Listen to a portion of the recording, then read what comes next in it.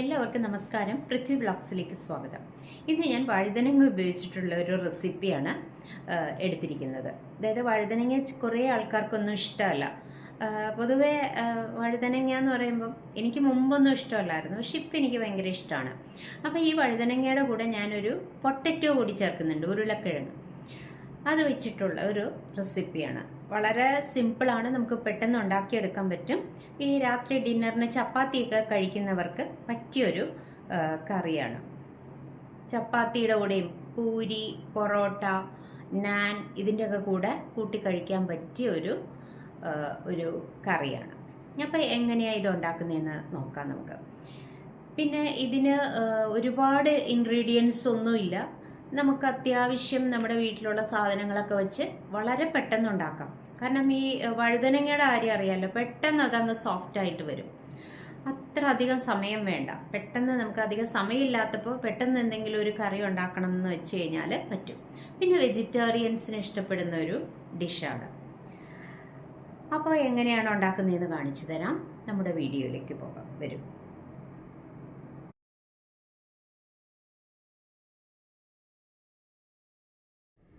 കണ്ട, ഈ വഴുതനങ്ങയാണ് എടുത്തിരിക്കുന്നത്. ഇതിൽ ഒരെണ്ണേ ഞാൻ എടുത്തിട്ടുള്ളൂ, കാരണം കുറച്ച് ക്വാണ്ടിറ്റി ഞാൻ ഉണ്ടാക്കുന്നുള്ളൂ.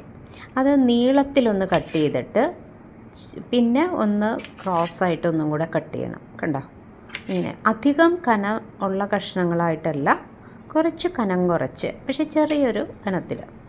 അപ്പോൾ എന്നിട്ട് ഇതിന് ഒരു കറയൊക്കെ ഉണ്ട്. അപ്പം നമ്മൾ കുറച്ച് വെള്ളത്തിലിട്ട് വയ്ക്കണം. കണ്ടോ, ആ ഫുള്ളും കട്ട് ചെയ്ത് വെള്ളത്തിൽ ഒരു 10-15 മിനിറ്റ് ഒന്ന് ഇട്ട് വെച്ചിട്ട് ഒരു 3-4 വട്ടം കഴുകിയെടുക്കണം.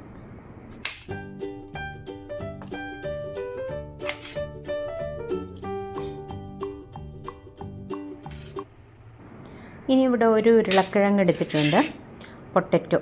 അത് അതിൻ്റെ പുറത്തെ തൊലിയൊക്കെ കളഞ്ഞ് ഒന്ന് കഴുകി നീളത്തിൽ തന്നെയാണ് കട്ട്. ആദ്യം നീളത്തിൽ കട്ട് ചെയ്തു, അത് കഴിഞ്ഞിട്ടൊന്ന് ക്രോസ്, അത് 2 പീസാക്കി. ഇതേപോലെ ഒരുപാട് കനമുള്ള കഷ്ണങ്ങളല്ല, കുറച്ച്, എന്നാലും കുറച്ച് കനമുണ്ട്. അങ്ങനെ കട്ട് ചെയ്തെടുത്തു, ഒന്ന് കഴുകി എടുത്തു.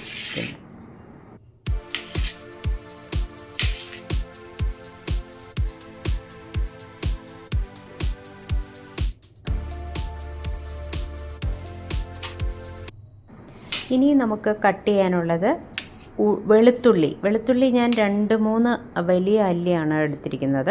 അത് ചെറുതായിട്ട് പൊടി പോലെ അരിഞ്ഞെടുക്കണം. അതുപോലെ തന്നെ ഇഞ്ചിയും ഇതുപോലെ തൊലി കളഞ്ഞ് കഴുകി ചെറുതായിട്ട് കട്ട് ചെയ്തെടുക്കണം.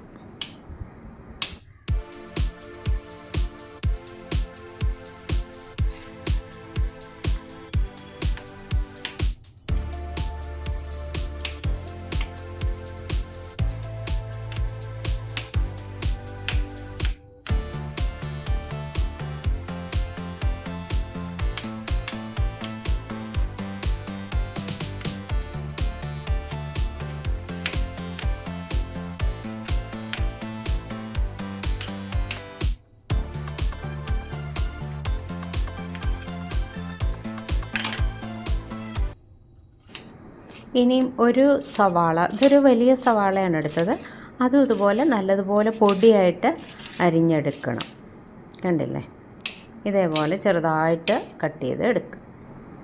ഇതുപോലെ തന്നെ ഒരു പച്ചമുളക്, ഒരു വലുതാണ് ഞാൻ എടുത്തത്, അതും കട്ട് ചെയ്തെടുത്തു. പിന്നെ തക്കാളി, ടൊമാറ്റോ, അതും കട്ട് ചെയ്തെടുത്തു.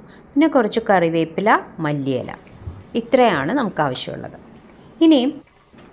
ഇനി ഒരു നോൺ സ്റ്റിക്ക് പാനാണ് ഞാനിവിടെ എടുത്തത്, അല്ലെങ്കിൽ ഒരു ചീനച്ചട്ടി ഏതായാലും മതി.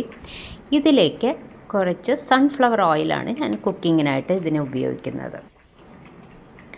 ഈ എണ്ണ ചൂടായി കഴിയുമ്പോൾ നമുക്കിതിലേക്ക് നമ്മൾ പൊടിയായിട്ട് അരിഞ്ഞു വെച്ചിരിക്കുന്ന ഇൻഗ്രീഡിയൻസ് ഓരോന്നായിട്ട് ആഡ് ചെയ്ത് കൊടുക്കാം. ആദ്യം തന്നെ ഇഞ്ചി, പിന്നെ വെളുത്തുള്ളി, പച്ചമുളക്, കറിവേപ്പില, അതെല്ലാം ഇട്ട് കൊടുത്തിട്ട് നല്ലതുപോലെ ഒന്ന് ഇളക്കി കൊടുക്കണം. അതിൻ്റെ ആ പച്ച മണമൊക്കെ ഒന്ന് പോയി കിട്ടണം.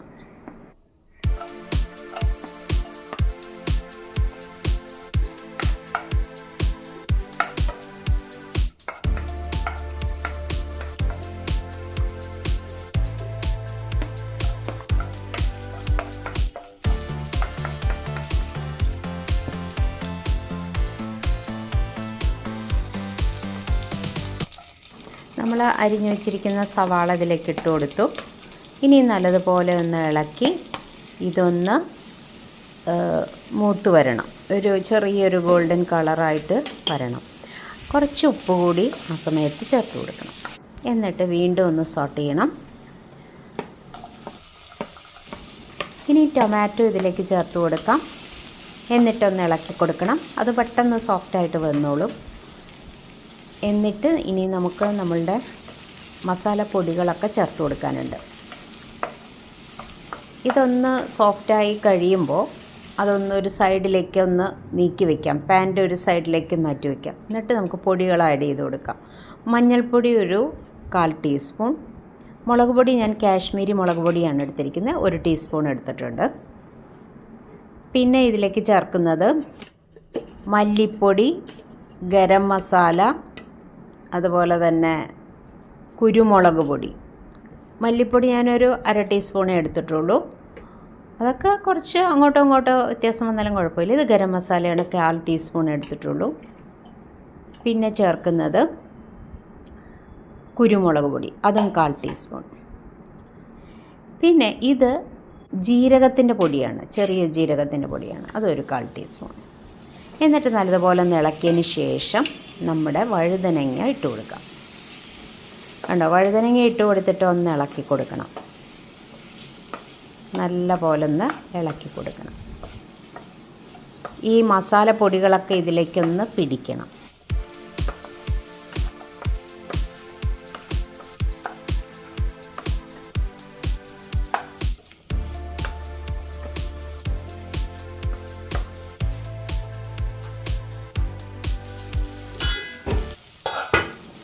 ഈ വഴുതനങ്ങ ഇടുന്നതിന് മുൻപായിട്ട് വേണമെങ്കിൽ നമുക്ക് പൊട്ടറ്റോ ഇല്ലേ, അത് ഇതിൽ ഇട്ട് കൊടുക്കാം. എന്നിട്ട് അതൊന്ന് പതുക്കെ ഒന്ന് വെന്ത് വരുമ്പോൾ ഈ വഴുതനങ്ങ ഇട്ടാലും മതി.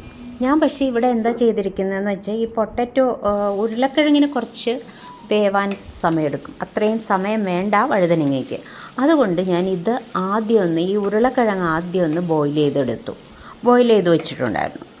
എന്നിട്ട് അത് ഇതിലേക്ക് ആഡ് ചെയ്ത് കൊടുത്തു. അതായത് വഴുതനങ്ങ ഇട്ട് കഴിഞ്ഞ് കുറച്ചൊന്ന് ഇളക്കി ഒന്ന് യോജിപ്പിച്ച് കഴിഞ്ഞപ്പോഴത്തേക്കും ഈ പൊട്ടറ്റോ ഇതിലേക്ക് ആഡ് ചെയ്തു. ഇനി രണ്ടും കൂടി ഒന്ന് ഇളക്കിയിട്ട് ഒരു മൂടി വെച്ച് അടച്ചു വെച്ചു. അപ്പോൾ ഇതിൽ വെള്ളമൊന്നും അതുവരെ ചേർത്തിട്ടില്ല. അപ്പോൾ ആ മസാലയിൽ കിടന്ന് നല്ലതുപോലെ മസാലപ്പൊടിയും ഉപ്പും ഒക്കെ പിടിച്ചിട്ടുണ്ടായിരുന്നു. അതിന് ശേഷമാണ് ഞാൻ കുറച്ച് വെള്ളം, ഒരു ചൂടുള്ള വെള്ളം, തിളച്ച വെള്ളമാണ് അത് ഇതിലേക്ക് ചേർത്ത് കൊടുത്തു. കുറച്ചൊരു ഗ്രേവി വേണമല്ലോ, അതിന് വേണ്ടിയിട്ട് അതിലേക്ക് ചേർത്ത് കൊടുത്ത് എന്നിട്ട് അടച്ചു വെച്ച് ഒന്നുകൂടി വേവിച്ചു. ഈ സമയത്ത് ഈ മസാലയെല്ലാം ഈ ഉരുളക്കിഴങ്ങിലും വഴുതനങ്ങയിലും ഒക്കെ പിടിച്ച് നല്ലതുപോലെ റെഡി ആയിട്ടുണ്ട്. ഈ ലാസ്റ്റ് ഞാനിപ്പോൾ ചേർത്തത് ഒരു 1/4 ടീസ്പൂൺ പഞ്ചസാരയാണ്. ഇത് വേണമെങ്കിൽ ചേർത്താൽ മതി.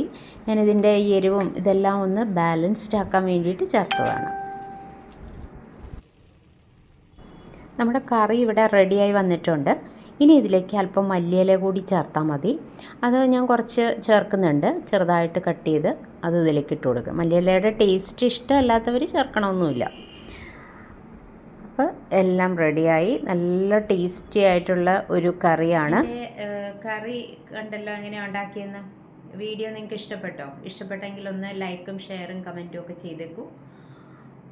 പിന്നെ അടുത്ത വിഭവമായിട്ട് നമുക്ക് ഉടനെ തന്നെ കാണാം അടുത്ത വീഡിയോയിൽ. Thank you for watching. By.